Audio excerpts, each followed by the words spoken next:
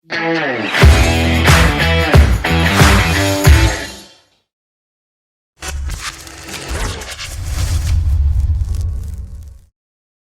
warahmatullahi wabarakatuh. Jumpa lagi di Jauh Waktu, Jauh Mata Memandang. Alhamdulillah, ini nih di episode ini kita ketemu dengan sahib kita. Ini teman zaman apa ya? Zaman dikotomi lebuhan. Ini dengan Kang Raisa Reja. Assalamualaikum. Oke. Oke, sudah siap nih? Insyaallah. Ini soalnya momen yang langka juga nih. Ketemu dengan beliau sulit Ya. Sibuk, tapi dulu sibuk banget emang.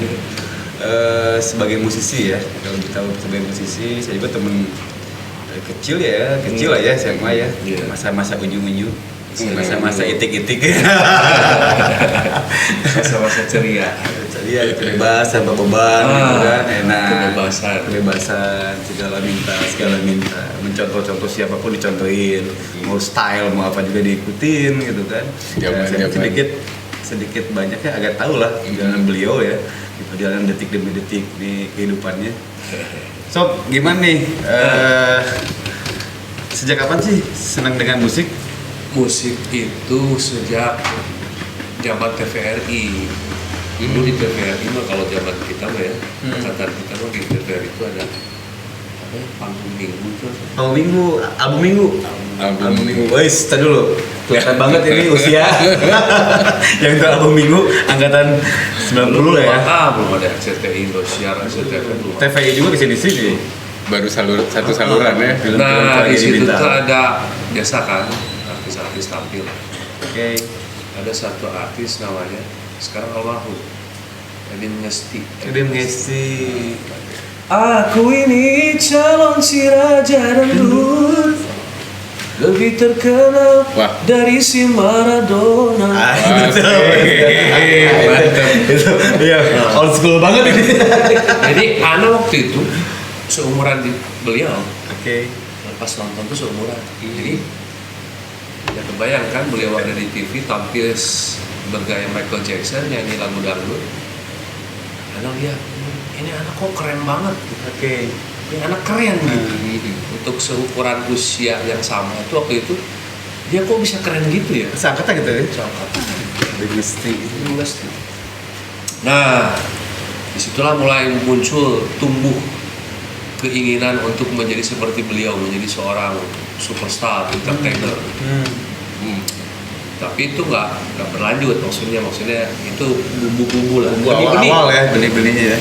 Nah, yang kedua, almarhum Papap itu ayah itu senangnya beli ini beli salon baru, salon Oh, sound system gitu. kalau dulu zaman tip deck kayak gitu. Tip deck ya. Jadi setiap obat ada umpan. yang baru dia beli. Nah, dia suka dengerin musik-musiknya kayak Boulevard ya kan. Oh iya. Totoro Komo apa sih yang Jepang itu? Ada gitu kan.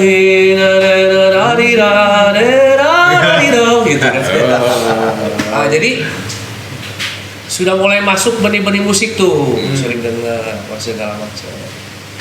Terus anak ke-7 dari 7 bersaudara. Oke. Nah, kakak itu Bungsu ya? bungsu, kakak itu sama, semuanya bukan pemusik tapi sering mendengarkan musik. Yang perempuan, yang laki-laki, ada yang dengar Michael Jackson, Celine Dion, Toni Braxton, dari mulai R&B, rock, slow rock gitu kan. Jadi anak banyak influence. Oke. Banyak influence. Benar kata Ahmad Dhani ketika Ahmad Dhani ditanya, Bang Ahmad kenapa bisa bikin lagu bagus-bagus, enak-enak? Nah, dia bilang karena saya terbiasa dari kecil mendengar lagu yang enak. Gitu. Influence yang enak-enak Iya, ya. benar. Nah itu udah lanjut gede, nggak ada proses musik, nggak ada, cuma influence aja masuk. SMP nggak pernah manggung nggak. Begitu SMA karena ada benih musik, seneng nyanyi hahaluangan. Ketahuan lah sama kakak kelas pas ospek penataran P4 masuk SMA kan kelas 1. Jangan nggak beja-beja menurut kasih resok nyanyi gitu. Akhirnya saya setiap dihukum itu suruh nyanyi. Dihukum kenapa ini? Kan penataran Pempas. Oh. Ospek-ospekan. Itu baru ospekan nanti, karena saya satu sekolah dengan beliau, saya bawa bata. Iya bang, lagi masa pembangunan sama kita. Jadi menteri pembangunan. Oh. Nah, sekolah disuruh nyanyi di depan kelas, nyanyi kamu, nyanyi di depan lapang, nyanyi. Terciumlah bakat anak ini sama gitaris, termasuk gitaris jago lah si Bandung mah, si Andri Muhammad Taufan. Oh. Mr. John. Mr. John. Itu Andri itu teman sekelas SMA, seusia, tapi kemampuan bermain gitarnya di luar batas usia dia tuh. Jago pisan. Dulu kita mau lupisan. Mantap tuh. Sampai Dan kita dia pun dulu. termasuk yang banyak memberi influence lah. Tare daun kecil, tanya nonton Woodstock, nonton yuk.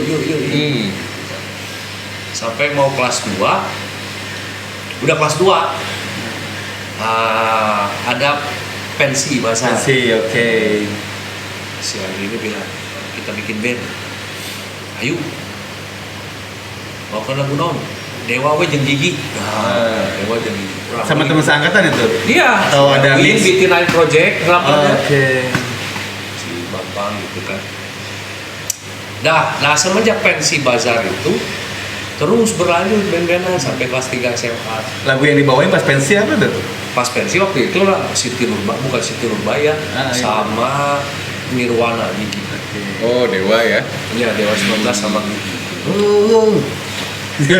Waktu itu sukses lah, seusia itu sukses gitu di pensi itu, wah kesel. Nah, pas SMA mau kelas 3 itu kan biasanya ada pemantapan Oke. IPA IPS kan. Betul. Nah, di situ saya mulai mikir tentang sebuah kesuksesan. Jadi orang sukses tuh mau jadi apa ya kira-kira ya? Jadi polisi kah? Jadi akabri kah? Karena dulu sempat kepingin jadi akabri sempat. Karena senang olahraga, sama kakak tuh diarahin, kamu mah senang olahraga udah masuk akabri gitu. Kan basket dan bola gitu ya. Aktif ya. Aktif. Saya mikir lagi apa kemampuan saya. Saya mah nggak masuk mah dunia seni. Lihat IPA tuh bisa ngitung. Ya kan? Mikir IPS, saya nggak apa-apa. Mau dua anak. Mereka mana? Kebetulan ada kelas bahasa. Oh, betul. Nah, dan setahu saya, karena tujuan saya adalah Institut Kesenian Jakarta, Ya, tidak mungkin ada tes IPA IPS. Iya, seni. Pasti tesnya tes tentang entertainment gitu kan, tentang seni dan bakat. Udah, akhirnya masuk kelas bahasa dengan tujuan nggak ada tujuan gitu. Oke. Lu penting mah ke IPA IPS. Rudet sih. Pion banget tuh. Masuk kelas bahasa. Dengan simpulan ada lah, simpulan. Oh, timbulan. Jika apa cita-citanya seru aja.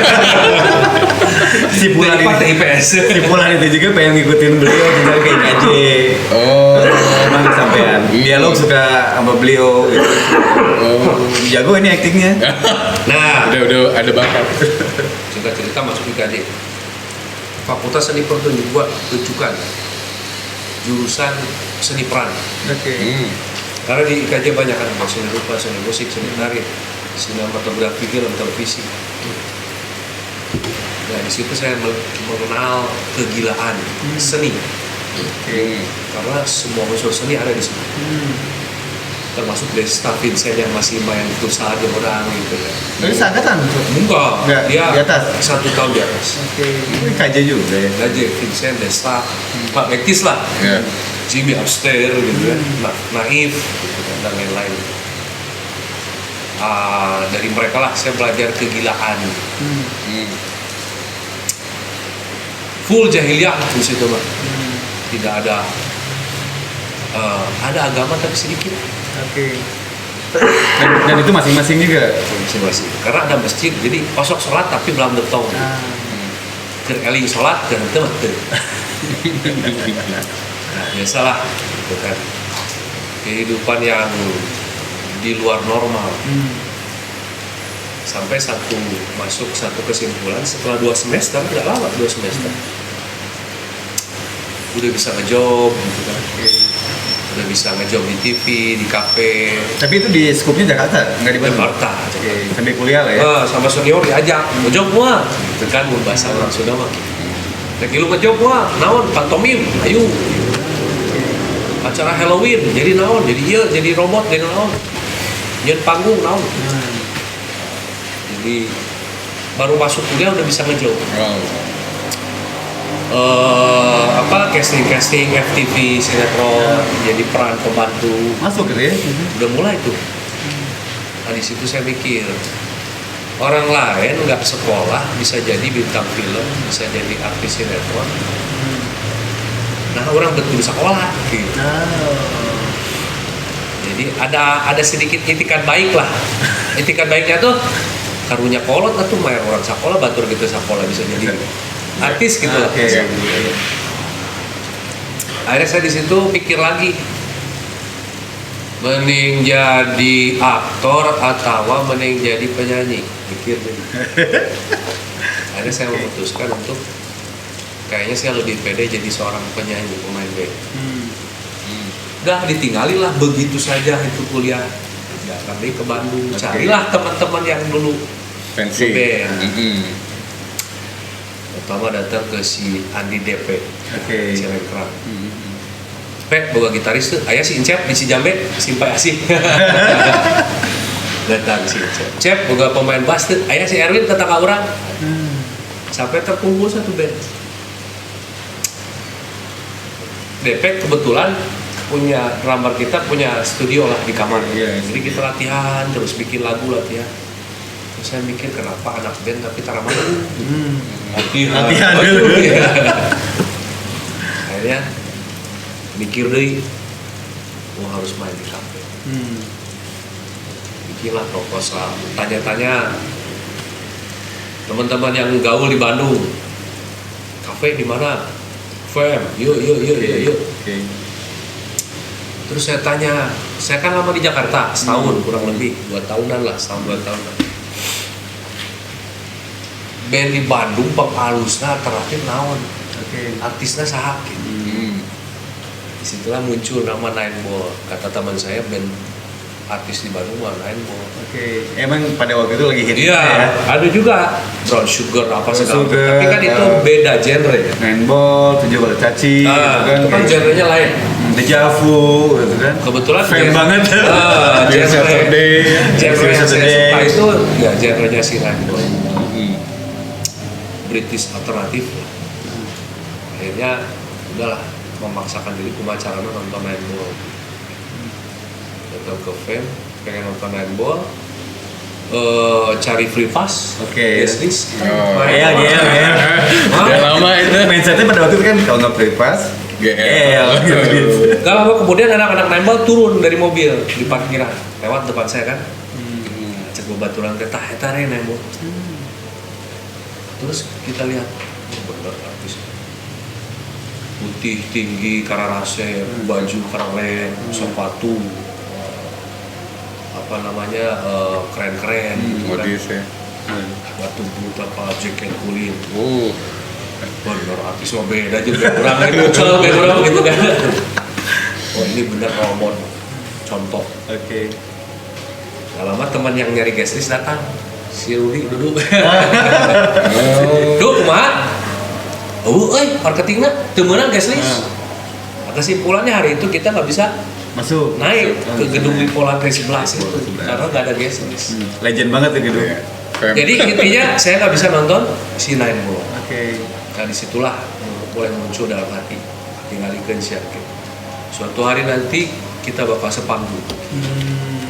Dari tiket ke sana ya? Iya. Manja doa aja. Sakit itu lah cerita. Nah, Sob, ketika tadi nih di KJ ya, dengan fokus kuliah, ternyata ada job juga, ternyata 2 semester ada pemikiran penetrasi untuk apa ya udahlah, kok bisa katakan jadi artis juga tanpa masih sekolah gitu kan. Nah, ini ada hal yang menggelikan nih karena ini agak sedikit tahu tentang info BMKG ini masuk. Ada juga yang menggelitik nih ketika pindah ke Bandung tuh, soalnya si Fulan yang ngejemput waktu itu, sahabat saya yang ngejemput beliau gitu kan ke stasiun. ada kata gini di pacuan kuda itu di Acamani, I love Bandung. Kalau sob itu I love Bandung, sob itu gue nggak jadi ngaku ya. Nih, ke Bandung tuh emang udah selesai kuliah atau emang ada yang dituju yang lain nih kata gue gitu kan? Ya tau gak sih, kata bebeknya. Gitu. Dia nggak bisa jauh gitu kan, saya tahu banget itu. LDR ya. Iya, itu soalnya posisinya kan dari SMA kan. Makanya tadi kayak cerita kan main musik nih, tapi kan belum diceritain juga tentang ini ketika main musik ini udah nikah atau belum gitu kan. Karena beliau itu ya dengan pilihan atau dambaan hatinya tuh lama juga dari SMA gitu kan. Itu mungkin yang jadi berat juga untuk balik ke Bandung. Cuma Salah ada satu ekspos aja. pertimbangan lah. Salah satu pertimbangan terberat. Lagi ngebet-ngebetnya kan. Sudah SMA lah. Tapi pada akhirnya jadi juga ya soalnya. Alhamdulillah. Alhamdulillah emang jodohnya aja. Tapi emang jodoh yang bisa diusahakan. Betul. Kan bagian dari ikhtiar kita juga itu balik lagi ke Bandung beliau.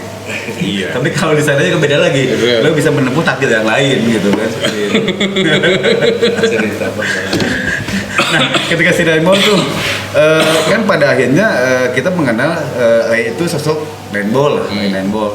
Ini awal gabungnya gimana? Sepanggung dulu atau emang ada titik temunya gimana? dulu.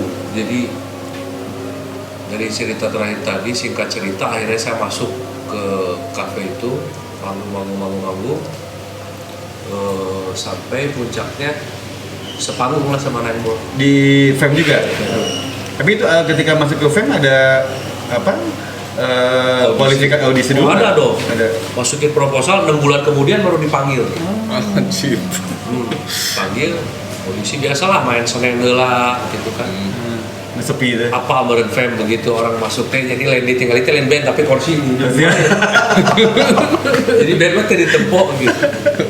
Nah, kita main di hari Senin, Oke. Selasa. Sampai akhirnya singkat cerita sepanggung lah sama Rainbow. Jadi band kita main pertama opening, Opening act ya. di tengah ada Peter Pan baru rilis album, Oh. terakhir ditutup sama Rainbow. Gitu. Nah, udah sepanggung mah udah deket sampai satu kosan. Singkat cerita si Rainbow ada masalah dengan vokalisnya keluar. Rainbow minta saya untuk jadi vokalis mereka. Oke. Nah, saya bilang kan, ya kan saya punya band. Akhirnya saya bawa Sunu Mata Band. Sunu dulu belum punya band, belum sama Mata. Oh ini maksudnya itu bawa Sunu tuh untuk jadi vokalis Rainbow. Rainbow. No, naik tuh jadi vokalis Rainbow. Ayo lah. Oke. Saya bawa Sunu ke Rainbow nih, vokalis. Nah, ini agak lucu juga. Rainbow kan Britcore kan, British core. Ongkoh bawakeun Radiohead tapi bawakeun Limp Bizkit, ongkoh bawakeun. Eta tapi bawakeun Smashing Pumpkins gitu kan. Tapi itu kreatif anak Bandung. Britcore gitu kan. Kudu bisa. Menciptakan mahjab sendiri. Ya. Jadi bahasanya Rainbow ketika itu Britcore. Oke. Sementara Sunu kan R&B, soul. Brian Midnight, ya kan. Terus Asher, penyanyi R&B lah. Oke. Gak nyambung atau jeung Britcore. Ya betul sih. Akhirnya singkat cerita Sunu pun nggak jadi sama Rainbow. Si Rainbow datang deh gitu. Udah saya kasih syarat, oke, saya mau jadi vokalis kalian, tapi dengan satu syarat saya nggak mau main lagi di kafe. Karena waktu itu saya ngerasa udah mentok nih level kafe. Semua kasarnya kafe terbaik di Bandung bisa cobaan. Oke. Kemana ya naik deh level selanjutnya industri musik Indonesia dong. Jadi saya kasih syarat ke Rainbow, kalau untuk rekaman saya mau, Oke.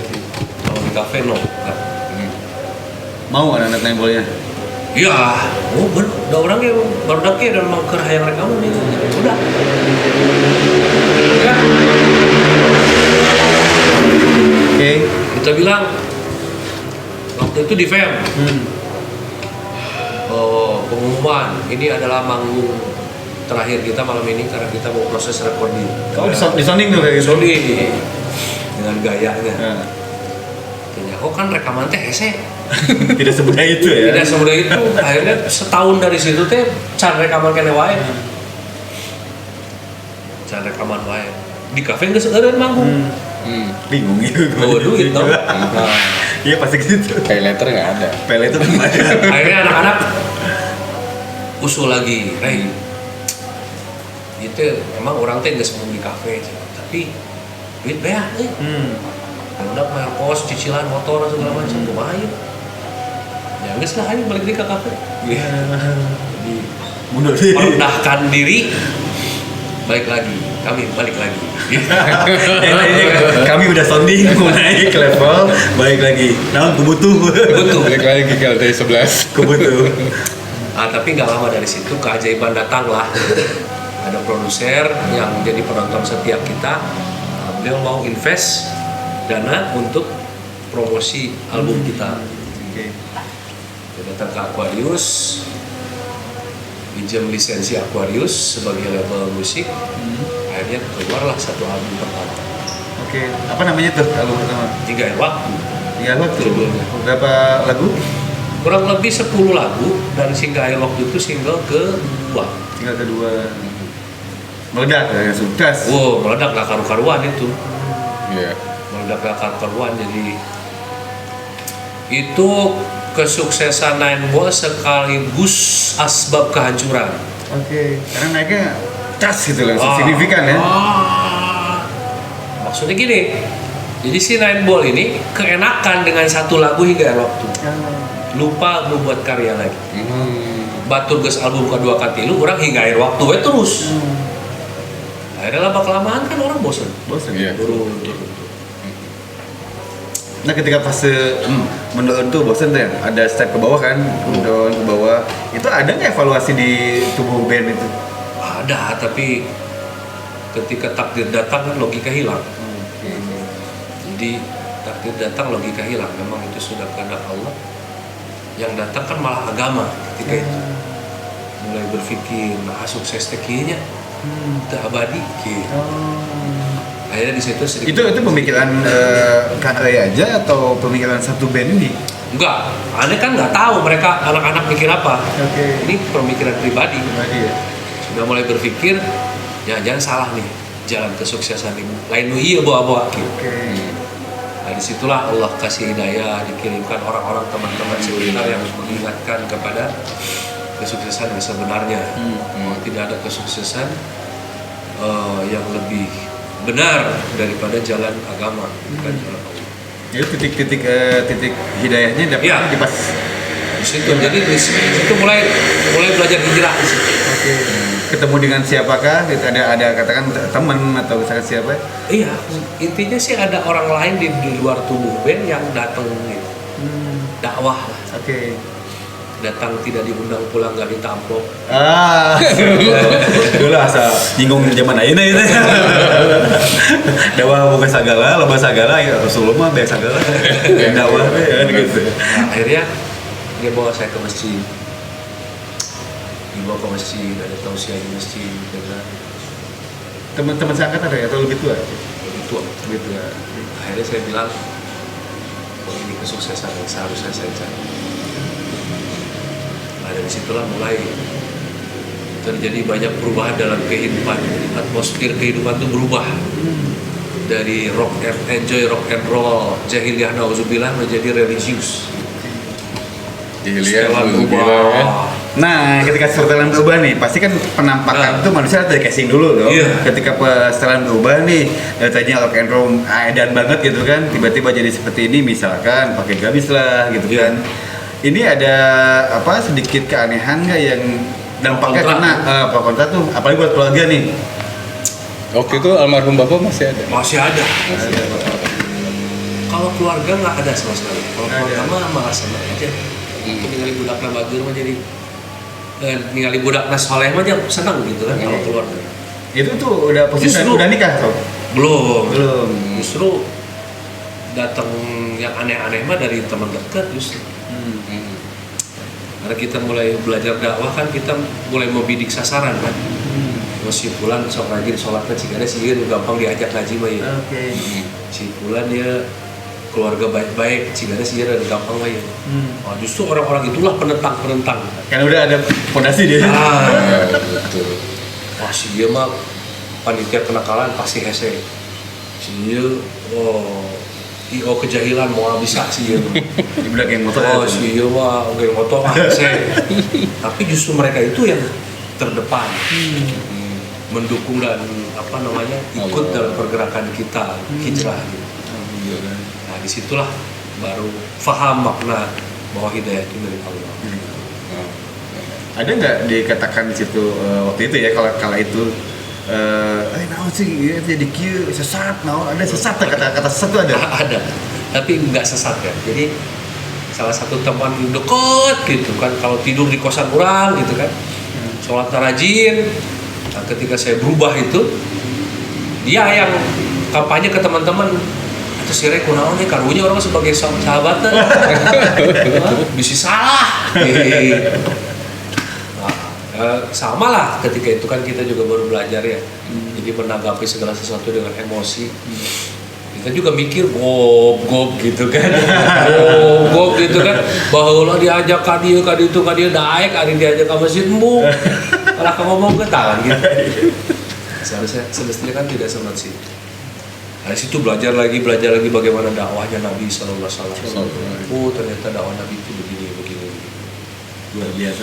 Luar biasa. Jadi memang banyak jatuh bangunnya banyak.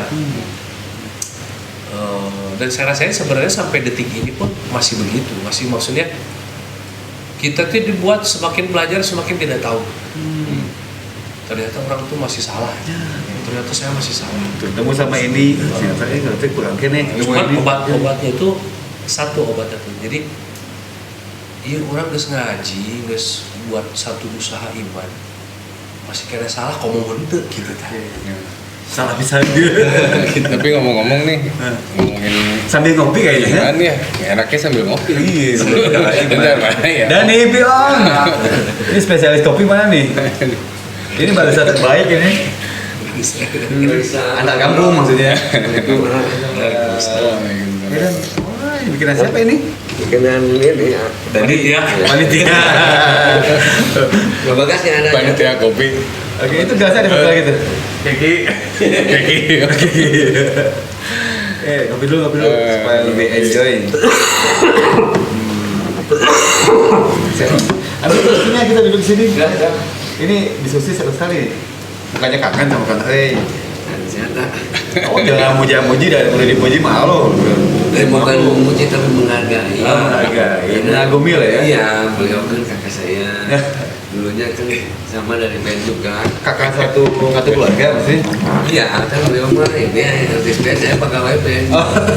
Bagian perkabelan. Odis. Iya.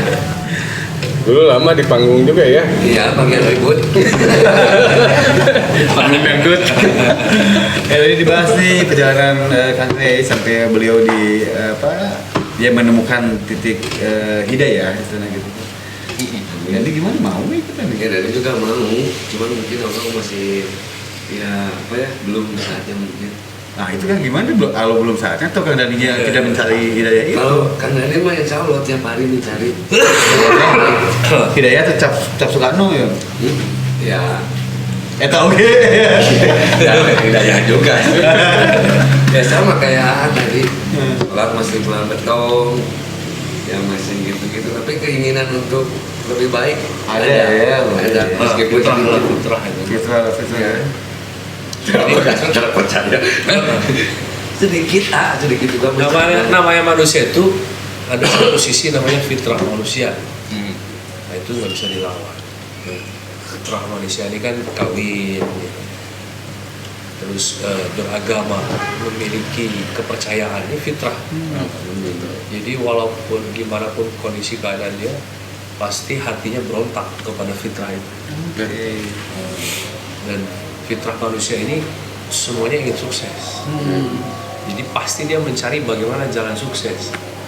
Nah permasalahannya ini dalam pencarian jalan sukses ini permasalahannya di situ. Jadi makanya mesti kita banyak-banyak bersyukur sama Allah ketika Allah kasih hidayah sekecil apapun. Dipertemukan dengan orang soleh, dengan ulama, dengan majelis.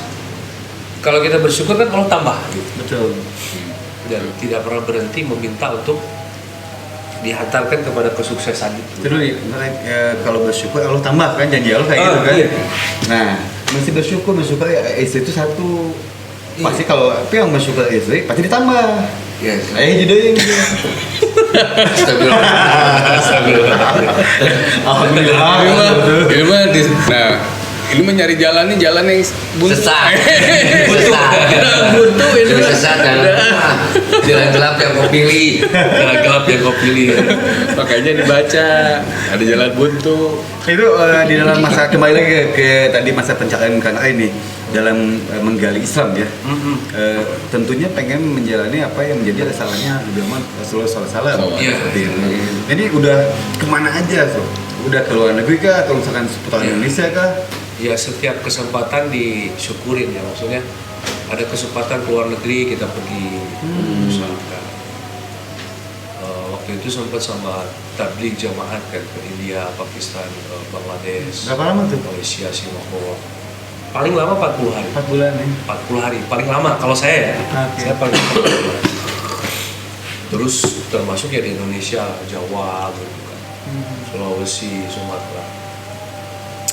Ya selalu ada ilmu baru gitu. Oke.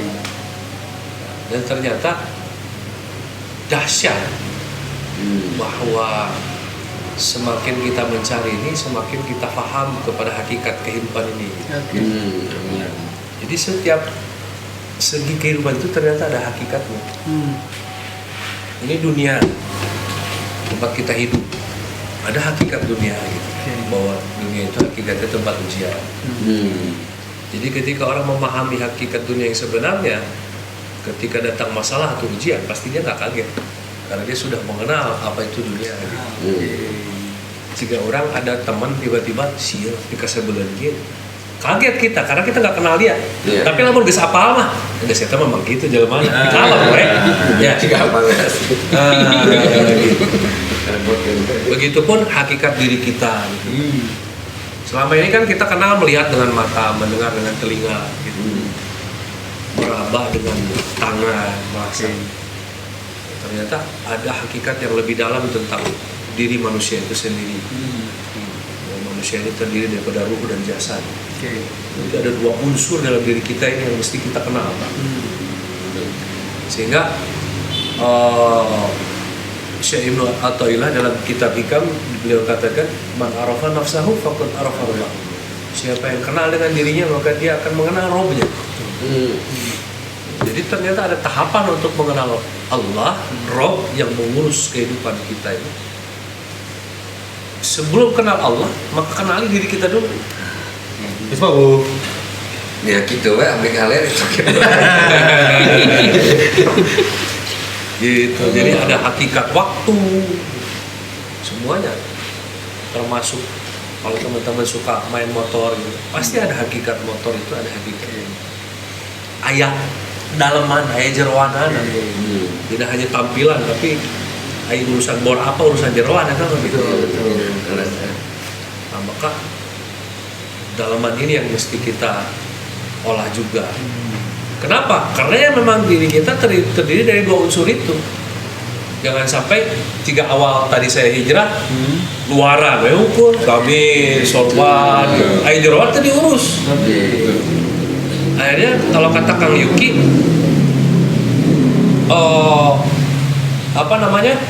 si nafsu lebih besar daripada ruhnya. Ruhnya itu diurus. Jasad nafsu di paraban itu kegedean.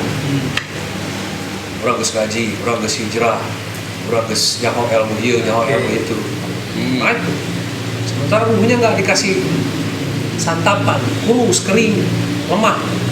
Akhirnya ruh dibawa oleh nafsu. Gue ngaji tapi sih ya kia, gue ngaji tapi kia. Akhirnya kan seperti itu ya. Karena nafsu yang menjadi dominan gitu. Kadang nggak ada nutrisi pada ruhnya itu. Jadi si jasad kebawa kurok mini. Nah, karena ini kembali lagi ketika masa hijrah ya dalam pencarian badan. Ini apakah langsung totalitas meninggalkan dunia musik, dunia olah vokal, atau masih itu sih olah vokal jadi sebuah apa? Jadi doang. Jadi ini dahsyat. Jadi ini menjadi polemik lah di luaran, terutama kepada buat orang-orang yang hijrah itu masalah musik haram atau halal. Yang saya jalanin, alhamdulillah saya nggak fokus di situ, tidak fokus di haram atau halalnya musik. Tapi yang saya cari tahu adalah sejauh mana musik ini memberikan kebaikan atau kemudaratan untuk hidup saya. Apatis makanya. Gitu. Macet. Tidak ya. Jadi banyak kejadian gitu, termasuk kayak misalkan riba. Banyak teman-teman kerja di bank dan terkenal dengan ribanya. Setelah dia hijrah, dia tinggalkan keluar dari banknya, akhirnya nggak punya pekerjaan. Akhirnya Saya nyimpan majikan bisa. suruh majikan bisa orang dengan mertua, lingkungan. Yang lebih parahnya ini nauzubillah fitnah kepada agama. Jadi orang lain kan diajak agama tuh jadi gitu gini kan tinggalkan dunia. Makin menjauh deh ya. Akhirnya orang nggak mau belajar agama. Nah, Islam tuh kieu gini Gitu. Jadi Islam ini luas, agamanya luas, tidak hanya halal dan haram. Tapi awaluddin ma'rifat, awal daripada perjalanan agama ini adalah dekat, mengenal Allah. Ketika kita sudah kenal dengan kekasih kita, maka perintah kekasih akan mudah kita buat. Jadi tauhid, pelajaran paling tinggi dalam Islam. Ketika sudah belajar tauhid, maka dia akan belajar fikih. Sejauh mana saya boleh bermain musik atau tidak? Sejauh mana saya boleh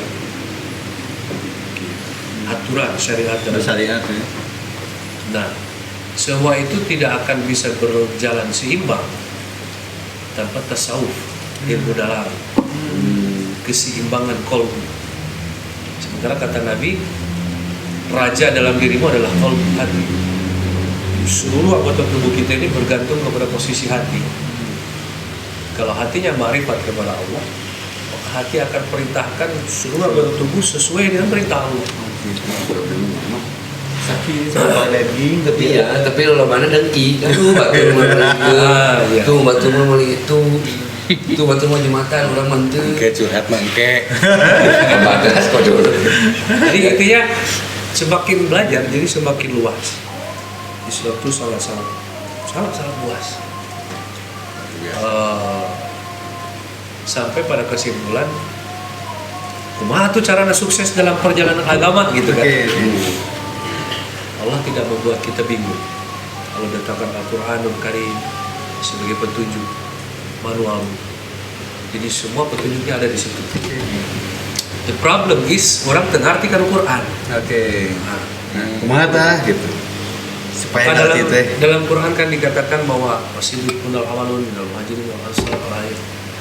Jadi orang-orang pertama dan terdahulu masuk Islam, awalun. Seniornya orang-orang yang pertama kali masuk Islam itu adalah para sahabat ajmain, sahabat muhajirin ansar, sehingga mereka Allah ridho kepada mereka dan mereka ridho kepada Allah.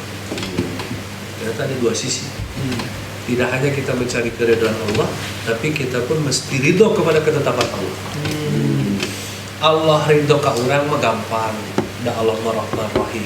Terus Maha pikanyata. Orang maksiat oke di parabarnya terus. Ya. kami bagian maksiat ya. Iya mah jadi ingat Kali-kali ada Ridho sanes lami itu. Sanes Ridho. nggak kapukul. Jadi untuk Allah ridho kepada kita mudah, insya Allah. Allah Rahman Rahim, Maha segala-galanya. Tapi yang paling sulit itu adalah kita ridho kepada keputusan Allah. Allah. Itu nanti Jarang mas lu jamin kalau mas tega KMT. Oh gitu. Iya. Di bere Pak Majikan riweuh saeutik nungsi. Tak adil. Kali deui. Totong. Coba Cuma mun Allah adil ada. jadi mun ku adik itu kita asa ditoseran. Di bere motor butut tajongan. Kalau Motor butut eta bisa. Jadi jangankan makhluk hidup, anak, istri, tetangga, sahabat gitu. Kita diajarkan untuk sekedar makhluk yang dikatakan benda mati, motor itu tidak boleh kita caci. Boleh ditajongan motor terbutut pisan bogok wae, enggak boleh. Karena seluruh makhluk itu berzikir kepada Allah, bertasbih kepada Allah. Jadi kuncinya di mana? Di sahabat. Berarti kesuksesan ini mesti kayak sahabat, karena mereka udah duluan berhasil sebagai senior kita. Sudah ada prototipe-nya, Nah. jelas. Nah, pertanyaannya kenapa mereka bisa sukses? Jawabannya dua. Apa tuh? Mereka punya guru pembimbing namanya Rasulullah SAW, dan mereka punya jamaah yang senantiasa bermajelis bersama Rasulullah SAW. Jadi jawabannya dua, kudu boga guru, kudu ngaji. Ya gimana? Guru ini sebagai pembimbing, banyak orang naik gunung gak bisa pulang. Kenapa? Jadi tebarnya kuncen. Gak ada kayaknya. Yang orang naik gunung, terjauh di gunung, linglung tuh bisa balik. Begitu detail kalau ke kiri, yang nata turun-turun. Tuh yang abdi di mana ya? Bingung. Tidak tahu arah jalan pulang. Komo hirup. Naik gunung wae teu pakai pembimbing wae teu bisa balik, komo hirup. Dan poin ini, poin Kita mesti punya pembimbing. Siapa pembimbing kita? Nabi Muhammad sudah tidak ada. Tapi ada banyak penggantinya. Al-ulama warasatul anbiya. Pewaris kenabian, ilmu-ilmu Nabi, Al-Quran itu ada di para alim ulama. Dan kita tinggal angkat tangan, doa minta sama Allah, ya Allah beri saya guru yang bisa membimbing saya menuju keridhaan Allah. itu berdoa. Nah, dan setiap dalam sisi hidup kita ini, dalam satu minggu, minimal dalam satu minggu ada satu kali kita membersamai Al-Quran, karena kunci kehidupan itu ada di situ. Manual buku di situ. Manual buku di situ. Dalam surah Al-Qiyamah dikatakan di situ oleh Allah bahwa jawaban jalan keluar supaya kita selamat daripada fitnah akhir zaman ini adalah kitabullah. Jadi kita punya guru yang membimbing kita supaya kita salah langkah, terus kita senantiasa menempuh jalan yang pasti, yaitu apa? Petunjuk Al-Quran. Baca Quran weh. Pasti sukses itu mah. Amin. Yakin tuh? Yakin. Yakin tambah. Tapi kemarin mah bajunya masih kumaha aing. Izin aja dari makan. Baca Quran.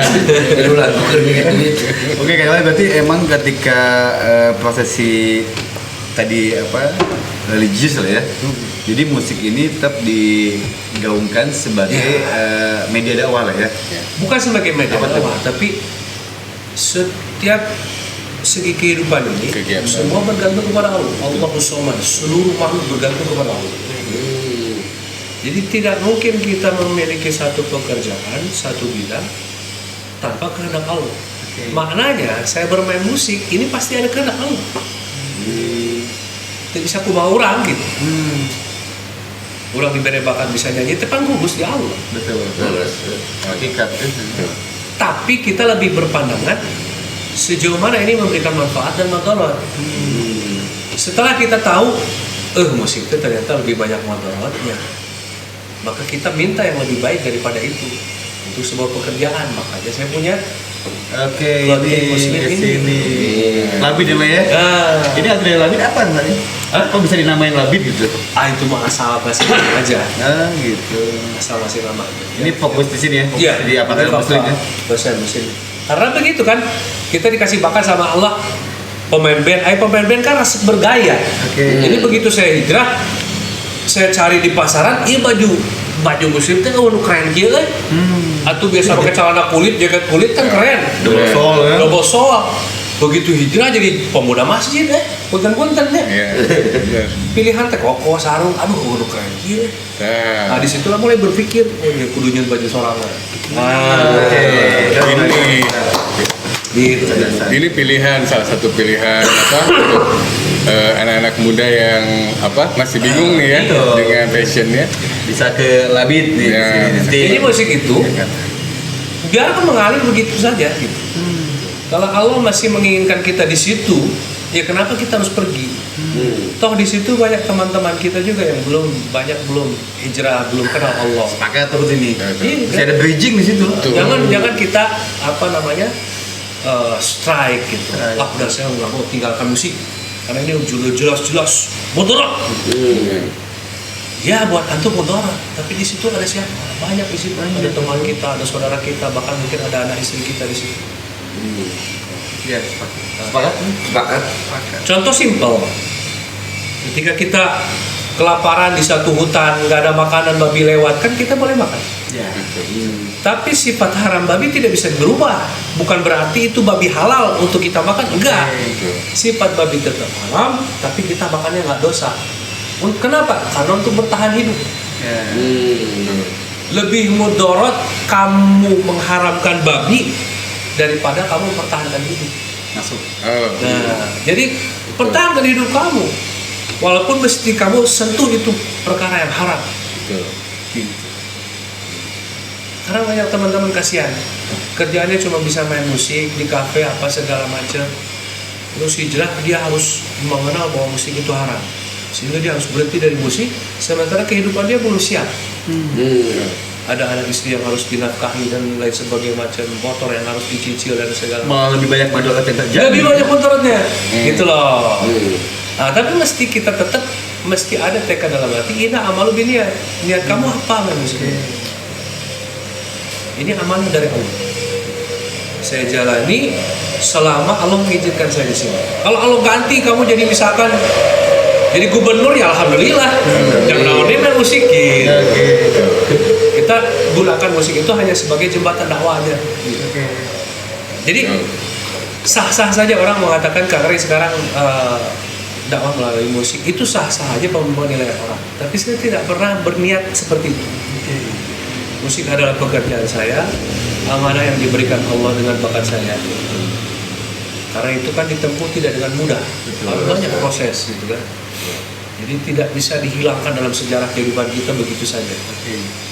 Tapi kita senantiasa ingin lebih baik. Kami ini tidak ditabik. Asik nih, asik banget ini dapat ilmunya dapat, jadi semangat lah kitanya gitu kan, edukasinya dapat juga. Nih karena emang waktunya kita tidak bisa lama nih, kita berada kegiatan yang lain ya guys ya, kopinya udah cukup kayaknya enak. Minta dari kakak ini untuk teman-teman kita di luar sana, posting statement lah, yang membawa kemanfaatan gitu misalnya. Jadi ada satu rahasia dalam hidup ini yang tidak bisa diganggu gugat. Apa menjadi hak prerogatif Allah. Oke. Allah katakan kemuliaan hanya milik Allah dan Rasulnya dan orang-orang beriman. Titik segede drum bisa dirubah. Orang beriman tuh di sini. Nah, apa itu kemuliaan? Segala sesuatu yang menyenangkan, sukses, bungar, sehat, jauh tidur kesusahan. Ini mulia namanya. Mulia.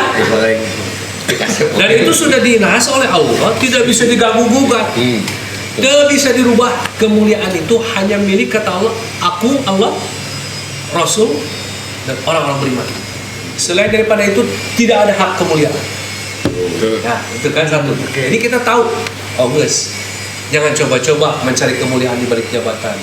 Jangan coba-coba mencari kemuliaan di balik kekayaan. Jangan coba-coba cari kemuliaan di balik wanita. Jadi cari kemuliaan di balik kemasyhuran. Nggak akan dapat. Sampai ujung dunia nggak akan dapat. Karena sudah menjadi sistem Allah, tidak bisa dirubah. Nah, sehingga sering kita dengar ketika khutbah Jumat menjadi rukun khotib, mari kita tingkatkan kualitas iman dan takwa kita kepada Allah. Karena itulah kunci hidup sebenarnya. Iman, takwa.